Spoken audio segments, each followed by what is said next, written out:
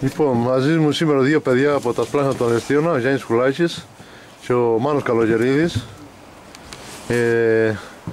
Παιδιά, θέλω να μας πείτε δύο κουβέντες για πώς βλέπετε την ομάδα και πώς βλέπετε το μέλλον το δικό σας στην ομάδα. Πρώτα ξεκινήσω με τον Γιάννη Κουλάκη. Πιστεύω ότι θα προχωρήσουμε. Πάντα ζητάμε το καλύτερο για μας. Κάποια μέρα θα παίξουμε κι εμείς. Είναι το όνειρό σας να παίξετε στον Αθεστίωνο ή θέλετε να... Γι' αυτό ασχολούμαστε με αυτό το άθλημα και με αυτή την ομάδα. Και μας αρέσει πολύ αυτό που κάνουμε.